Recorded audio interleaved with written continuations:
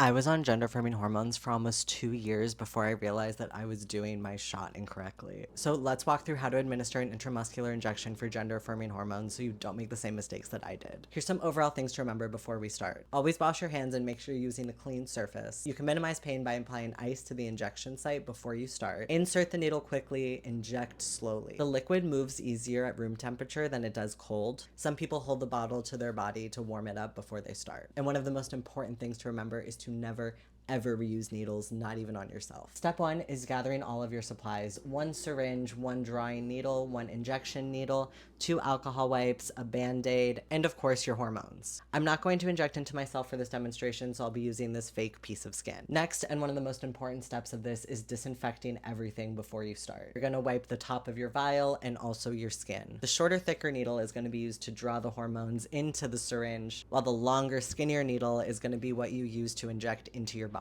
First, we're gonna open our syringe, and then we're gonna open just the top part of the drawing needle so that it stays sterile. Once the drawing needle is screwed onto the syringe, draw your dose in air into the syringe. For example, the dose we're using here is 0.2, so we're gonna pull back 0.2 milliliters of air, which we will then inject into the vial to pressurize it. Now you're gonna take the vial and you're gonna inject the air into the vial, and then we're gonna flip it upside down with the needle still inside. Next, you're gonna slowly draw up your dose. The key to minimizing air bubbles here is to go really slowly. Once you have your dose, flip the vial back over with the needle still inside and pull back the plunger until you see air in the syringe. Then you want to carefully replace the cap on the needle and remove the needle from the syringe by unscrewing it. Now you're going to open the longer, thinner needle and firmly screw it onto the syringe. I've taken the cap off so you can see this easier. You're gonna slowly push the liquid through the new needle until you see a bead of liquid at the top of the needle. Here's a diagram of all the places that you can do an intramuscular injection. You're gonna squeeze the injection area and insert the needle at a 90-degree angle into the muscle. You might feel some mild pressure as the medicine enters your muscle. Once you see the syringe is empty, you're gonna slowly remove the needle from your muscle, recap it, and put on a band-aid to prevent any bleeding. And then dispose of your used sharps in a sharps container. You can get these at clinics or pharmacies, and if you cannot access a sharps container, you can use an old detergent bottle. If you found this useful, follow along for more gender-affirming care resources. If you want even more, go check out Trans Health HQ's Access and Info Hub.